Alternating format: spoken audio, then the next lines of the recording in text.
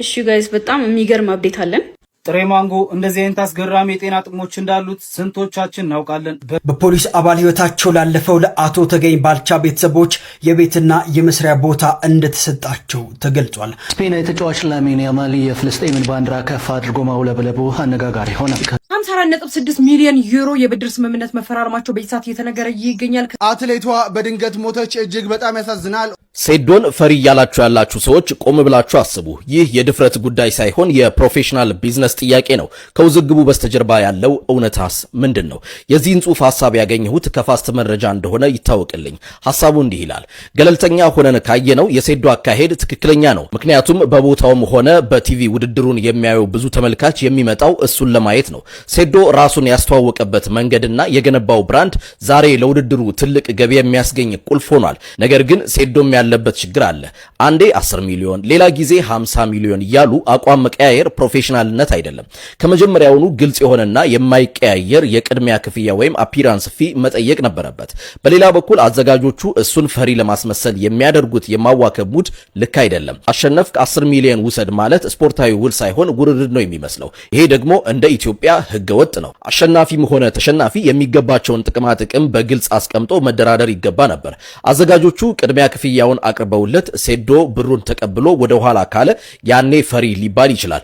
አሁን ግን ያለው ፍጥጫ የገንዘብና የክብር ጉዳይ ነው። እናንተስ ምን ትላላችሁ? እናንተ የትኛው ትክክል ነው? ሴዶ ቅድሚያ ክፍያ መጠየቁ ወይስ አዘጋጆቹ ያቀረቡት ካሸነፍኩ ውሰድ የሚለው ሐሳብ? ኮሜንት ላይ እንወያይበት። መልካም ጊዜ። የፈረንሳዩ ፕሬዝዳንት ኢማኑኤል ማክሮን የአፍሪካ ፎርዋርድ ሰሚታቸውን አጠናቀው በዚህ ሰዓት ኢትዮጵያ ገብተዋል። እኛም ታዲያ እዚህ በኬንያ ናይሮቢ፣ እኔም ታዲያ ከዲጂታል ሚዲያው በተጨማሪም በምሰራበት በተርማል ኢንጂነሪንግ ዘርፍ ሪሰርቾችን እየሰራው ባለውበት በሪኒዌብል ኢነርጂ ሴክተር ላይ ከተለያዩ ባለሀብቶች እንደዚሁም ደግሞ ከስራ ፈጣሪዎች ጋር ተገኝቻለሁ። እኔ ብቻ አይደለውም፣ የተለያዩ ኢትዮጵያውያንም በዚህ ላይ የተገኙ ሲሆን ከነዚህ መካከል በአርቲፊሻል ኢንተለጀንስ ትልቅ የተባለ ስራን እየሰራ የሚገኘው ቅዱስ ያሬድ ማለትም የሐሳብ ኤአይ መስራችና ፋውንደርም በዚህ ፕሮግራም ላይ ተገኝቷል። ከዚህ ባለፈም ደግሞ የቀዳማዊ ስቱዲዮ ባለቤትም በተለያዩ ክሬቲቭ ስራዎች የምናውቀው ፋኑኤል ልዑልም እንደዚሁ ከኢትዮጵያ መጥቶ እዚህ ከተለያዩ ሴክተር ላይ ካሉ ሰዎች ጋር የተለያዩ ውይይቶችን እንድናደርግ ተመቻችቶልናል። ይህንን እድል ያመቻቸልን ደግሞ በኢትዮጵያ የሚገኘው የፈረንሳይ ኤምባሲና እንደዚሁም ደግሞ የፈረንሳይ የውጭ ጉዳይ ሚኒስቴር ሲሆን ሚዲያው ባለፈ በቀጣይም ታዲያ አሁን ላይ በፈጠርናቸው ኔትወርክ የተለያዩ ስራዎችን እንደምንሰራ ተገልጾልናል። 54.6 ሚሊዮን ዩሮ የብድር ስምምነት መፈራረማቸው በይሳት እየተነገረ ይገኛል። ከሰዓታት በፊት ወደ ኢትዮጵያ የገቡት የፈረንሳዩ ፕሬዚደንት ኢማኑኤል ማክሮን እንዲሁም ደግሞ ጠቅላይ ሚኒስትር ዶክተር አብይ አህመድ በይሳት ውይይት እያደረጉ ይገኛሉ። ይህ የብድር ውል እየተፈራረሙትን በታዳሽ ኃይልና በዲጂታላይዜሽን ላይ የሚያተኩር እንደሆነ ጭምር ነው እየተነገረ የሚገኘው። እንዲሁም በተጨማሪ ደግሞ የ150 ሜጋዋት ጂኦተርማል ለማመንጨት የሚያስችል የመንግስት እንዲሁም ደግሞ የግል አጋርነትን የሚያሳይ ፍኖተ ካርታ መለዋወጣቸው ጭምር ነው በይሳት እየተነገረ የሚገኘው። በርካታ የጋራ ጉዳዮች ላይ ውይይት እያደረጉ እንደሆነ ጭምር ነው መረጃዎችን እየተመለከትን የምንገኘው። በዚህ ሰዓትም ጠቅላይ ሚኒስትር ዶክተር አብይ አህመድ በቤተ መንግስት ደማቅ የሆነ አቀባበል በድጋሚ ማርተው የተደረገላቸው ሲሆን በይሳትም ውይይት እያደረጉ እንደሆነ ጭምር እየተነገረ የሚገኘው። በጉዳዩ ላይ አዳዲስ መረጃዎችን የማገኝ ከሆነ አጋራችኋለሁ። ሰበር የተባለ መረጃ በዚህ ሰዓት ተሰምቷል። በፖሊስ አባል ህይወታቸው ላለፈው ለአቶ ተገኝ ባልቻ ቤተሰቦች የቤትና የመስሪያ ቦታ እንደተሰጣቸው ተገልጿል። አስተዳደሩ ለሟች ቤተሰቦች የሚሆን የመኖሪያ ቤትና እንዲሁም ደግሞ የኑሮ ዋስትናቸውን የሚያረጋግጥ የመስሪያ ቦታ ርክክብ በዛሬው ዕለት መፈጸሙ ነው የተሰማው። የሟች ቤተሰቦች በሰጡት አስተያየት አስተዳደሩ በችግራቸው ወቅት ከጎናቸው መቆሙንና እንዲሁም ደግሞ የተስፋ ብርሃን መሆናቸው ገልጸው መንግስት ከህዝብ ጎን መሆኑን በተግባር አሳይቶናል ሲሉ ምስጋናቸውን አቅርበዋል። አትሌቷ በድንገት ሞተች። እጅግ በጣም ያሳዝናል። ሁላችሁም ነፍስ ይማር በሉ።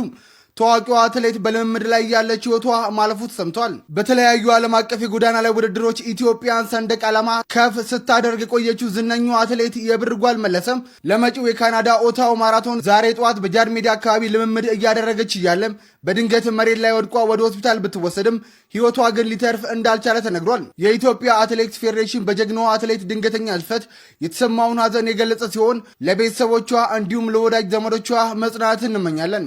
ስፔናዊ ተጫዋች ላሚን ያማል የፍልስጤምን ባንዲራ ከፍ አድርጎ ማውለብለቡ አነጋጋሪ ሆነ። የካታሎኑ ክለብ ባርሰሎና ተጫዋች የሆነው ስፔናዊ ላሚን ያማል ባርሰሎና 29ኛውን የስፔን ላሊጋ ዋንጫ ከፍ ባደረገበት ወቅት ከደጋፊዎቹ ጋር በጎዳና ላይ ደስታቸውን እየገለጹ ባሉበት ከአንድ ደጋፊ የተቀበለውን የፍልስጤን ባንዲራ ከፍ አድርጎ ማውለብለቡ በርካቶችን እያነጋገረ ይገኛል። ይህ የባርሰሎና የፊት መስመር ተጫዋች ላሚን ያማል የፍልስጤምን የነጻነት ባንዲራ ከፍ አድርጎ በስፔን ጎዳናዎች ጋር ከባርሰሎና ደጋፊዎች ጋር በደማቁ ማውለብለቡ በርካቶችን አጅብ ያስባለ ሆኗል። ላሚን ያማል በዜግነቱ ስፔናዊ ቢሆንም እንኳን በአባቱ በኩል ከሞሮኮ የተገኘ የሞሮኮ የዘር ሐረግ ያለው ተጫዋች መሆኑ ይታወቃል። ተስፋ ከተጣለባቸው የእግር ኳስ ኮከቦች መካከል አንዱ ሲሆን ለባርሰሎና የፊት መስመር እየተጫወተ ይገኛል። የፓለስታይንን ባንዲራ በመያዙ ብቻ ማለት ነው እየወረደበት ያለው የስድብ ማዕት ከሰሞኑ ሶሻል ሚዲያውን አጠልቆታል። እንደሚታወቀው ከሰሞኑ ነበረ ባርሴሎና ዋንጫ መብላታቸውን ተከትሎ የፓለስታይንን ባንዲራ ያዘው ላሚን ያማል ማለት ነው። አሁን ላይ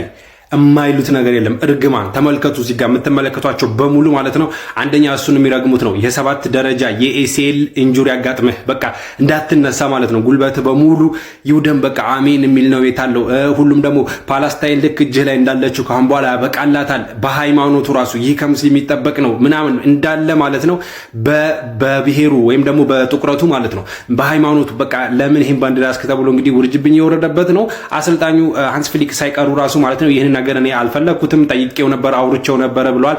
እርሱ ግን እንደፈለገና ማድረግ እንደፈለገ ነግሮኛል ብለዋል። እሱ 18 ዓመቱ ነው፣ ማስገደድ አልፈልግም፣ እኛ ኳስ ተጫዋቾች ነን የሚል መልስ ነው እንግዲህ ሃንስ ፍሊክ እየሰጡት ማለት ነው። ላሚን ያማል እንግዲህ ይሄን በማድረጉ ትልቅ ውርጅብኝ የወረደበት ነው። ምናልባት ይሄንንም ሊጠብቀው ይችላል። ባይዘዌ ላሚን ያማል ይሄ አዲሱ አይደለም። በሃይማኖቱ ሲያነውሩት ነበሩ የስፔን ደጋፊዎች።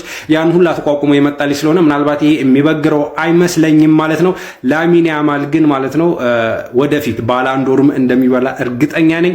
እንግዲህ ከባርሴሎና ጋር ጥሩ ጊዜ እያሳለፈም ይገኛል። ኢራን ጉልበተኛ ሳትሆን የጉልበተኞች ተቃዋሚ ናት ሲሉ የኢራን የውጭ ጉዳይ ሚኒስቴር ቃል አቀባይ ተናገሩ። የኢራን የውጭ ጉዳይ ሚኒስቴር ቃል አቀባይ ኢስማኤል ባጋኢ ሀገራቸው ኢራን በቀጠናው ኃላፊነት የሚሰማት ሀያል ሀገር መሆኗን ገልጸው አሜሪካና አጋሮቿን በጉልበተኝነትና በወንጀል ከሰዋል። ቃል አቀባዩ በሰጡት መግለጫ ኢራን ጉልበተኛ ሳትሆን የጉልበተኞች ተቃዋሚ ናት፣ አሁንም ማረጋገጥ የሚፈልግ ተግባራችንን መመልከት ብቻ በቂ ነው ብለዋል። አክለውም ምዕራባውያንና አሜሪካን በሚሞግቱ ተከታታይ ጥያቄዎች አቋማቸውን አንጸባርቀዋል። በሺዎች የሚቆጠሩ ኪሎ ሜትሮችን አቋርጠን በአሜሪካ ላይ ወታደራዊ ዘመቻ የከፈትነው እኛንን እንዴ? በአንድ ቀን ውስጥ 170 ንጹሃን ዜጎችን የገደልነው እኛንን? በኩባ በቬንዙዌላና በሌሎችም የምዕራቡ ንፍቀ ክበብ ሀገራት ላይ ጉልበተኝነትን የምናሳየውስ እኛንን? በዲፕሎማሲያዊ ሂደት ውስጥ እያለን 2 ጊዜ እንዲህ ያለ ታላቅ ወንጀል የፈጸምነው እኛንን?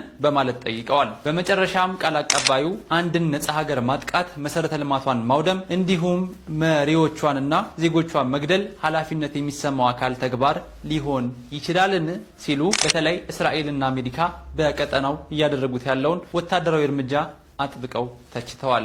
እሺ ጋይስ በጣም የሚገርም አፕዴት አለን። ከዚህ ጦርነት በኋላ ማለት ነው ከኢራንና ከአሜሪካ ጦርነት በኋላ አፍሪካ ውስጥ ትልቁ የነዳጅ ማጣሪያ ሪፋይነሪ ዳንጎቴ ሪፋይነሪ ማለት ነው ለአፍሪካ ትልቁ ኤርላይንስ ለኢትዮጵያን ኤርላይንስ ነዳጅ ፊውል ሰፕላይ ማድረግ ጀምሯል። የዳንጎቴ ሪፋይነሪ ኦነር ማለት ነው አሊኮ ዳንጎቴ ይባላል እና አፍሪካን ፈርስት ወይም ደግሞ አፍሪካን ለአፍሪካ የሚል መርህ ነው ያለው እና ከዚህ ጦርነት በኋላ ምን ያህል በነዳጅ እጦት እንዴት የተቸገረ እንደሆነ ታውቃላችሁ። ኢቭን ናይጄሪያ ራሱ ማለት ነው ኢምፖርት ታደርግ ነበረ ኦይል ማለት ነው። አሁን ግን ጥርሱን ነክሶ ማለት ነው ከፌብሩዋሪ በኋላ ለራሱ ለናይጄሪያ ተርፎ ለሌላ አፍሪካ ሀገራት እንደውም ለዩሮፕም ጨምሮ ኤክስፖርት እያደረገ ይገኛልና ከወርልድ ባንክ ማለት በጣም በቃ ትልቅ የሆነ ችግር ገጥሞት ነበረ።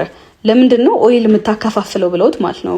ለምንድን ነው ላይሰንስ የሌላቸው ሌሎቹ አንተ ብቻ ለምንድን ነው የምትሰራው ምናምን ብለው ጓ ያሉበት ነበርና ማለት ኦይል በሌለበት ሰዓት ነበር እንደዚህ የተባለ የነበረው። ሪፋይነሪው ማለት ነው አት ፉል ካፓሲቲ እየሰራ ነው ማለት ወደ 800% ኢንክሪዝ አለ በፊውል ኤክስፖርት ማለት ነውና በአጠቃላይ ማለት ነው ኤነርጂ ማፑን ላይክ ግሎባሊ ሽፍት እያደረገው ይገኛል ማለት ነው። የምን ሚድል ኢስትን መጠበቅ ነው። እዛ ቴንሽን በቃ መቸገር አይፈልጉም ማለት ነው። እነሱም ፎሪን ከረንሲ ያገኙበታል።